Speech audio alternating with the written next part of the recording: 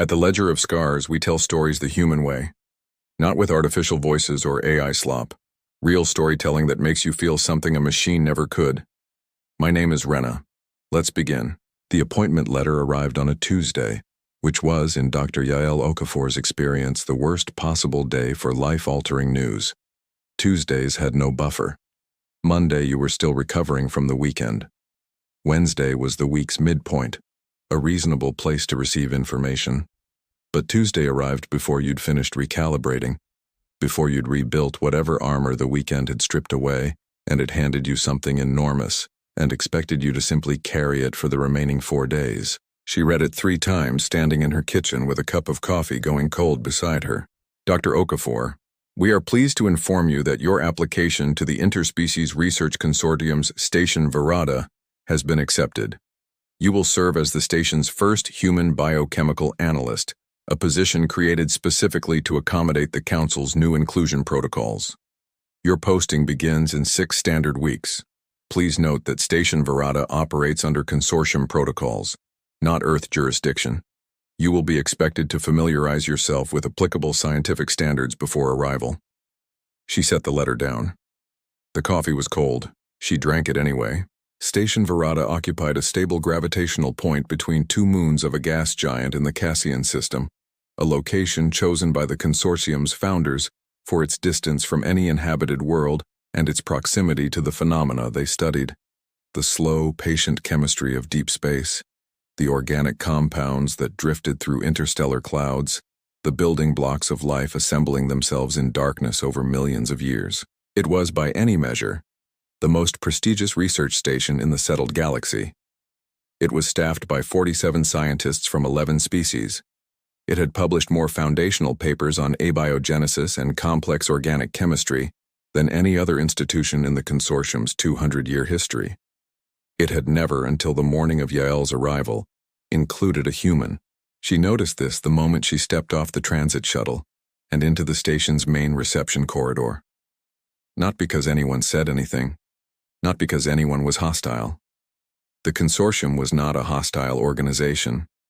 The scientists of Station Verada were not cruel people, or cruel beings, or whatever the appropriate term was for the 8-limbed Valen researcher who processed her arrival documents with precisely the expression of someone completing a task they had not expected to be assigned today.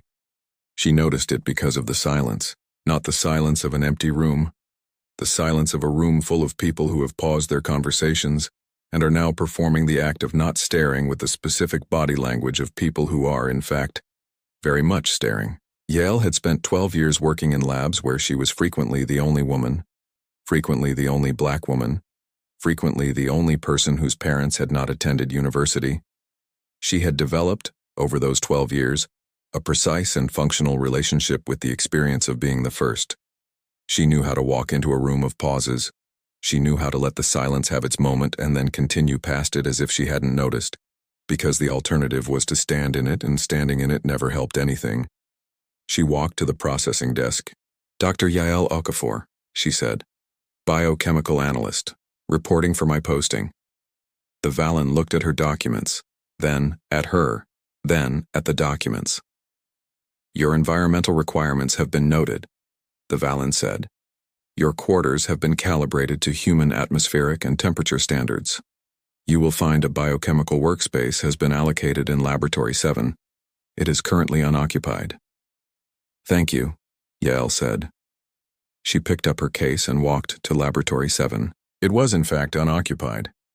It had clearly been assembled recently from components that had been in storage, because the furniture still had the slightly stiff quality of things that had not yet been used. Someone had checked a database for human ergonomic requirements and ordered a chair and a workstation accordingly. The chair was slightly too high. The workstation lighting was calibrated to a spectrum slightly bluer than she preferred. She adjusted both and got to work. 3 floors above Laboratory 7 in the station's administrative center, Director Preth of the Keth Collective was having a conversation she had been hoping to avoid. The Keth were a species of distributed consciousness, 7 individuals who shared a neural network that allowed them to think and speak in concert. Preth was the most senior cluster on Station Verada, which meant she was responsible for the station's operation, its research output and, as of 6 standard weeks ago, the political experiment that the consortium's council had decided to conduct on her station without, she felt, adequate consultation. The inclusion protocols had been the council's idea. Humanity had been petitioning for research-level access to consortium facilities for 4 standard years. The council had, for 4 standard years, pointed to the same list of reasons that made the petition complicated. Human biochemical standards differed from established consortium norms. Human scientific methodology used frameworks that were not always compatible with consortium peer review, and human research history, while impressive in certain narrow areas, lacked the depth of institutional development that the consortium's member species had accumulated over centuries. These were, Preth had to acknowledge, legitimate concerns. They were also, she had come to understand over 4 years of watching the petition process, not the actual reasons. The actual reason was simpler. Humans were new. Humans were fast. Humans had a quality in their scientific work that the consortium's senior researchers found difficult to name, but immediately recognizable when they encountered it. A willingness to follow a question into territory where the existing framework said there was nothing to find, and then find something there anyway. The consortium's senior researchers found this quality unsettling. "She arrived this morning," said Preth's colleague, research lead Divath, who occupied an office adjacent to hers and had apparently been watching the transit logs. "Younger than I expected." "She is 34 standard years," Preth said, "which is, I am told, considered early career for a human scientist." "Her publications are unusual." Divath's neural cluster shifted, the Keth equivalent of a frown. "She published a paper 3 years ago suggesting that the standard Cassian organic compound formation model was missing a catalytic variable. She had no evidence for the variable. She simply suggested its existence based on what she described as gaps in the predictive accuracy of the existing model." I read the paper. The peer review was not kind. "No," Preth agreed. "It wasn't." And yet she was correct. Divath's cluster shifted again, more slowly. The variable was identified 8 months later by the Valen team at Station Periok. They called it the Cassian catalyst. They won a consortium research commendation for the discovery, and the paper that identified its existence is not cited in their documentation. Preth was quiet for a moment. "What is your point, Divath?" "My point," Divath said carefully, "is that I have read her other work, and I believe there is a possibility that the Council's inclusion protocols, which were designed primarily to manage political pressure, may have accidentally placed someone genuinely significant on this station." A pause. "I thought you should know." Preth looked at the administrative display, which showed a schematic of the station with all occupied workspaces highlighted. Laboratory 7's light had turned on 20 minutes after Yael's arrival. It had not turned off since. "I know," Preth said. Yael had been on Station Verada for 11 days before anyone spoke to her voluntarily. This was not, she had decided, malice. It was category error. The researchers of Station Verada had spent their careers operating within a precise social and intellectual framework, and she did not fit anywhere in that framework cleanly. She was not a visiting researcher, because visiting researchers had institutional affiliations that placed them in an established hierarchy. She was not a junior researcher, because she held a doctorate and 12 years of publication history. She was not a peer, because she was human, which meant her methodology was unverified, and her credentials required additional review before they could be accepted as equivalent. She was, in the station's social architecture, a question that nobody had a protocol for answering, and scientists, in her experience, were deeply uncomfortable with questions that didn't have established protocols. She did her work. She reviewed the Cassian organic compound data. She ran her analyses. She filed her preliminary reports in the station's shared database, formatted according to consortium standards, 3 days ahead of the deadline she'd been given. On the 11th day, as she was leaving Laboratory 7 for the meal period, a researcher fell into step beside her. He was a thresh, a species she knew from documentation but hadn't encountered in person. The thresh were bipedal, slightly taller than humans, with 4 eyes arranged in a horizontal line across a broad, flat face, and a coloration that shifted subtly with their emotional state, the way a cephalopod's skin shifted with light. Right now, his coloration was the pale amber that her cultural database associated with neutrality, which she suspected was deliberate. "Dr. Okafor," he said. His galactic common was precise and slightly formal, the diction of someone who had learned it as a second language and taken it seriously. "I am Research Associate Sorn. I work in Laboratory 12, Atmospheric Organic Compound Chains." "I know," she said. "I've read your work on the methane silicate interface." He blinked 2 of his 4 eyes. "You read the methane silicate paper?" "I read everything in the station database when I arrived. It took 4 days." She paused. "Your argument in Section 3 is interesting. The part where you suggest the interface reaction rate is dependent on a quantum tunneling effect that you can't directly observe. I had a similar intuition about the Cassian catalyst before the Valen team identified it formally." Sorn walked beside her for 3 full seconds without saying anything. "The methane silicate interface paper received very limited engagement," he said carefully. "Most of the senior researchers feel that speculative modeling of unobservable mechanisms is not an appropriate use of station resources." "Most of the senior researchers are wrong," Yael said. Then, because she had spent 12 years learning when to soften things and when not to, "in my opinion." Sorn's coloration shifted, just slightly, something warmer at the edges. "I thought," he said, "that your preliminary report on the Cassian compound data was interesting." "Which part?"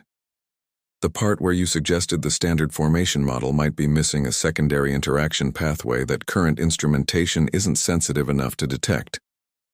Yael stopped walking. Sorn stopped beside her. "You read my preliminary report," she said.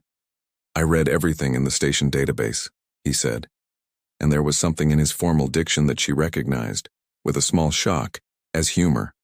She started walking again. He walked with her. "The secondary interaction pathway," she said. "I've been trying to figure out how to test for it indirectly. The current sensors won't pick it up directly, but if it exists, it should affect the reaction rate at low temperatures in a specific way. I need a longer time series at temperatures below the standard sampling range." Sorn was quiet for a moment. "Laboratory 12 has the station's secondary cryogenic sampling array. We use it for the methane silicate work, but it is not at full capacity during the current observation cycle." She looked at him. He looked back with 2 of his 4 eyes, which was, she was fairly sure, the Thresh equivalent of a significant look. "I could request a shared access arrangement," he said. "It would need Director Preth's approval. Such arrangements are not common, but they are not without precedent." "Why would you do that?" she asked. His coloration shifted again. A deeper amber, with something at the edges she couldn't name from the database. "Because," he said, "I believe there might be a secondary interaction pathway. And I have believed this for 2 years. And I have not said so to anyone because the senior researchers feel that speculative modeling of unobservable mechanisms is not an appropriate use of station resources." He paused. "And I think you might be the kind of scientist who follows a question into territory where the existing framework says there is nothing to find." Yael was quiet for a moment. "That's a very specific thing to think about someone you've never spoken to," she said. "I told you," he said. "I read everything in the station database." Director Preth approved the shared access arrangement 4 days later, after a period of deliberation that was slightly longer than the administrative precedent required. She approved it because Devath had sent her a note that said only, "Read Okafor's preliminary report, then read Sorn's methane silicate paper, then read them again." And because when she did, she found something that she had not expected to find, which was a thread connecting 2 separate sets of observations that had never been placed in conversation with each other. Because the scientist who had made one set of observations was human and therefore not yet integrated into the station's formal research network, and the scientist who had made the other set was junior, and therefore not taken seriously by the station's senior researchers. She approved it and told Devath privately that she was revising her assessment of the Council's inclusion protocols from politically motivated inconvenience. to possibly accidental competence. Devath did not say anything for a moment. Then, "You know, the Valen team at Station Periok still hasn't cited her paper." "I know," Preth said. "Someone should cite it." "Yes," Preth said. "Someone should." The cryogenic sampling array occupied a corner of Laboratory 12 that smelled, to Yael's nose, of something metallic and faintly sweet, the specific sensory signature of equipment that had been running continuously for a long time and had absorbed its own operational chemistry. She found it in a way she couldn't entirely justify, comforting. Labs that smelled like they'd been working for a while were labs where things had been found. She and Soren had established a rhythm that neither of them had designed. He arrived at 600 station time and configured the sampling array. She arrived at 6:30 with 2 cups of something that the station's synthesis system produced when she asked for coffee and which bore a reasonable resemblance to it. He had, on the 3rd day, asked to try it. On the 4th day, he had arrived at 06 Wampheme, and there were already 2 cups waiting. "This is a human custom?" he had asked, on the 5th day. "The sharing of warm beverages during working hours? It's a human custom during most hours," she said. "We make a lot of social meaning out of beverages. It's probably a resource-sharing behavior from when we were living in small groups. Offering something you have to someone who might not have it." Soren considered this for a long moment, his coloration settling into the amber she'd started to read as his baseline thoughtfulness. "The Thresh have something similar. After a significant research finding, the senior researcher traditionally provides a specific type of prepared food to everyone who contributed to the work. It is called the acknowledging meal." "Has anyone ever given you an acknowledging meal?" she asked. He looked at the array. "No," he said. "Not yet." She did not say anything. She went back to the data. But she filed the information away because she had spent 12 years learning which things to file. 3 months into her posting, something happened that nobody on Station Verada had planned for. The secondary interaction pathway existed. It was not a small finding. It was not a refinement of the existing model or a correction to a minor predictive gap.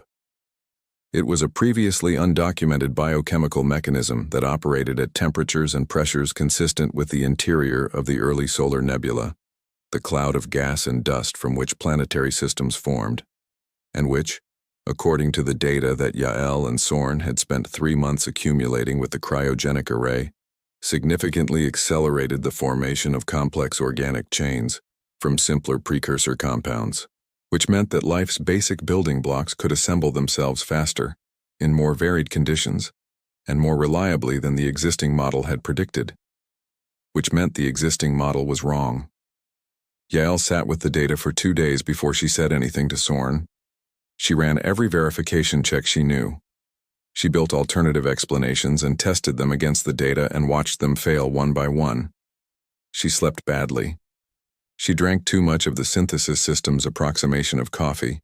She looked at the numbers from every angle she could find, because she had spent 12 years learning that the worst thing a scientist could do was fall in love with a finding before they'd tried hard enough to kill it. On the 3rd day, she said, "Soren, look at this." He looked at it. He was quiet for a very long time. "This is real," he said finally. "I've been trying to prove it isn't for 2 days," she said. "I know," he said. "I watched you try." A pause.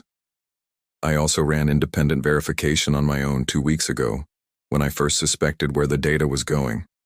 I didn't want to say anything until I was certain." She looked at him. "You verified it independently? 2 weeks ago?" "Yes."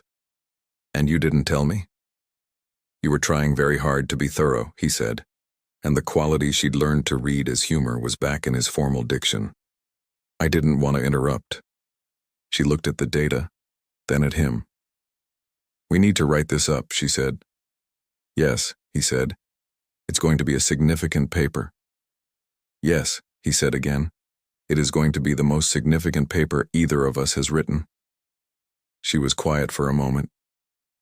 "They're going to argue about the methodology, because I'm human and my methods haven't been formally validated by consortium standards." Soren's coloration shifted, Something she had not seen before, a deeper register, quieter, the amber going almost bronze. Then we make the methodology irrefutable, he said. We document every step, every verification, every alternative explanation we considered and why we discarded it. We make the paper so complete that there is no methodology argument to be had. He paused. And I will present it with you. My institutional standing will provide cover while yours is established. She looked at him for a long moment. Why? She asked. The same question she had asked in the corridor 3 months ago. Because the finding is real, he said. And real findings should be reported completely and correctly, with all contributors named. He paused. And because I have been waiting 2 years for someone to follow a question into territory the framework said was empty. She thought about the Valen team at Station Perioc. She thought about their commendation. She thought about the citation that didn't exist. This time, she said, we'll make sure the methodology is documented before someone else finds it. Sorn looked at the data one more time. This time, he said, they will not be able to miss it. Director Preth received the preliminary paper at 400 station time, which was, she reflected, the hour at which significant things had a habit of arriving. She read it once in her office. Then she went to wake Devath. Devath read it in the neural link they used for private communications. The cluster was quiet for a long time. This changes the abiogenesis model, Devath said finally. Yes. Significantly. Yes. The senior researchers are going to challenge it. Yes, Preth said. They are. Because of the human methodology question. Partly. Preth looked at the methodology section of the paper, which was 37 pages long, and documented every procedure with a precision she had rarely seen in a consortium submission. And partly because it means the existing model, which most of the senior researchers have published extensively within, is substantially incorrect. That is the kind of finding that people resist, regardless of who makes it. Devath was quiet again. What do we do? Preth thought about 4 years of inclusion protocol petitions. She thought about a commendation at Station Perioc and a missing citation. She thought about a light in Laboratory 7 that had turned on 20 minutes after Yael's arrival and had, in 3 months of observation, never turned off before 2200. We submit it to the consortium journal, she said, under both names, exactly as written. The senior researchers will object. Then they can publish their objections, Preth said, and we will see which paper the evidence supports. She looked at the methodology section one more time. I don't think they'll object for long. The paper was submitted on a Thursday. The consortium's peer review process typically took 4 to 6 months for a standard submission. For a submission of this significance, the process was technically the same. But the reviewers were senior researchers in abiogenesis and organic chemistry, which meant they were precisely the people most qualified to evaluate the finding and most personally invested in the existing model that the finding challenged. Yael had known this going in. She had built the paper for this readership. She and Sorn had spent 6 weeks after their initial verification writing and rewriting the methodology section, not because the methodology was weak, but because they needed it to be strong enough that a hostile reviewer could not find a technical objection to substitute for what would, in fact, be a political one. The review came back in 9 weeks. 3 reviewers had recommended rejection. 1 had recommended acceptance with minor revisions. 1 had recommended acceptance with a note that read, in its entirety, "This finding is correct. I have verified the key mechanism independently. Recommend immediate publication." The 5th reviewer was research lead Devath of Station Verada, who had recused herself from administrative involvement in the paper's production, but retained the right, as a consortium senior researcher, to participate in peer review of submissions from external researchers. Devath's note was not, Preth reflected, what anyone would call impartial. But it was, in the consortium's review system, her right to write it. The journal's editorial board reviewed the conflicting recommendations and made the decision that editorial boards make when a finding is real and important, and the objections are motivated. They published it, with a note that the methodology had been independently verified and that the 3 dissenting reviews had been invited to submit formal responses, which would be published alongside the paper. The formal responses were submitted. They were, in their way, impressive pieces of work, detailed, technically sophisticated, the product of researchers who genuinely understood the field. They found procedural questions. They raised points about instrument calibration. They suggested alternative explanations that Yael and Soren had, in every case, already considered and addressed in the paper's appendix. Over the course of the following 6 months, each objection was answered. Each alternative explanation was tested. Each instrument calibration question was resolved with additional data from the cryogenic array, which had continued running throughout the review process. The finding held. The Cassian secondary interaction pathway, named by the journal's editorial board, who had the authority to assign such designations, was added to the standard model. The paper's citation count in the first year of publication exceeded that of any other paper published by Station Virata in its 200-year history. Both names were on it. 6 months after publication, Soren prepared what the Thresh called an acknowledging meal. He had asked Yael several weeks earlier what human foods she would have been served if she had made a significant finding at home. She had described with some difficulty the specific combination of her mother's jollof rice and the somewhat chaotic celebratory dinner that her department colleagues had organized after her doctoral dissertation defense. A dinner that had involved 5 different people bringing 5 different types of food with no coordination, and had somehow, because of that, been perfect. Soren had consulted the station's synthesis system, the cultural database, and 3 separate communications with Earth's Scientific Liaison Office, which had been deeply pleased to receive the inquiry, and had provided, along with the recipes, a note expressing their hope that the collaboration between Dr. Okafor and Station Virata would continue to develop fruitfully. He had also, because he was thorough, asked Director Preth and Research Lead Devath to attend. And because Preth had mentioned it to 2 of the senior researchers who had been most vocal in their initial resistance to the paper, and who had, over 6 months, quietly revised their positions, those researchers attended as well. Laboratory 12 smelled that evening of synthesis-approximated jollof rice and something the Thresh called Verith, a prepared dish that Soren explained was traditionally served at acknowledging meals and tasted to Yael's palate something like a very confident salted caramel. She had a second serving. Soren noted this with what she had come to understand was satisfaction. "This is not how the consortium usually operates," Preth said, standing near the cryogenic array with a dish of Verath and an expression that Yael had learned to read as the Keth version of cautious optimism. "The acknowledging meal. It is not a consortium tradition." "No," Soren said. "It is a Thresh tradition." He looked at Yael. "And I am told it may also be a human one, in a different form." "Something like it," Yael said. "Perhaps," Preth said slowly. "It should be a consortium tradition." Devath, from beside the synthesis station, made a sound that was the Keth equivalent of quiet amusement. "You approved the shared access arrangement," she said to Preth. "I'm told that took you 4 days." "I was being careful," Preth said. "You were being political," Devath said without any particular accusation in it. "There's a difference." She looked at Yael. 4 days was too long. "It was 11 days before anyone spoke to me voluntarily," Yael said. There was a silence in Laboratory 12. It was not the silence of paused conversations, not the silence of people performing the act of not staring.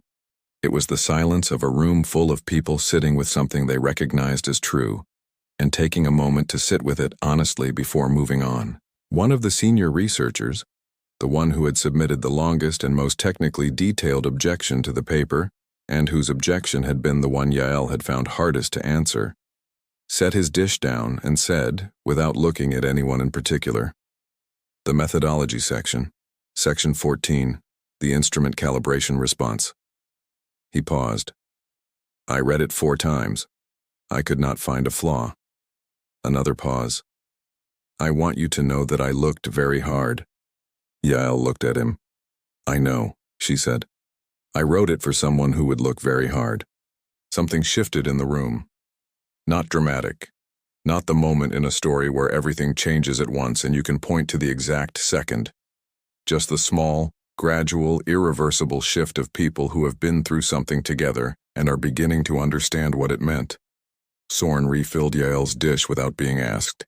She ate the verith and thought about a Tuesday in a kitchen with a cold cup of coffee, and about a letter that had said, a position created specifically to accommodate the council's new inclusion protocols, as if she were a political gesture rather than a scientist, as if the thing that had brought her here was bureaucracy, rather than 12 years of following questions into territory the framework said was empty. She thought about the secondary interaction pathway, which existed in the cold dark of the early universe and had been assembling the building blocks of life, reliably, patiently, without any need for anyone's approval, for 4 billion years before anyone looked for it. She thought about Sorn, who had looked for it for 2 years before she arrived, who had not said so to anyone, who had waited for someone who would follow the question. She thought about the sighting that didn't happen, and the acknowledging meal that did. She thought about all the questions still sitting in the station database, in the gaps between existing papers, in the places where the predictive accuracy of the model was slightly worse than it should be, where something was being missed because no one had looked with the right question in mind. There were quite a few of those places. She was going to need more time at the cryogenic array. She looked at Sorn. "I have a new question," she said. He looked back, with 2 of his 4 eyes. "Tell me," he said. The Okafor-Sorn paper on the Cassian secondary interaction pathway was formally adopted into the standard abiogenesis model 14 months after publication. The revised model increased predictive accuracy by 31% across all tested compound formation scenarios. Station Virata's research output in the 2 years following Yael Okafor's arrival increased by 23%, a figure that the consortium's administrative board attributed in their annual report to improved resource allocation and collaborative framework development. Director Preth submitted a note of correction to the board's report. The correction read, "The increase in research output is attributable to the research." The board accepted the correction. Research Associate Sorn was promoted to research lead the following year. His promotion citation noted his exceptional contributions to Station Virata's scientific program and his demonstrated capacity for cross-species collaborative methodology. He has not, to date, shared what he considers the most important sentence in the citation. The most important sentence is the last one. Dr. Yael Okafor's posting at Station Virata was extended by request of the station's research staff. The extension was approved by the Consortium Council in a vote of 31-2. The 2 dissenting votes have not been publicly identified. The acknowledging meal is now a Station Virata tradition.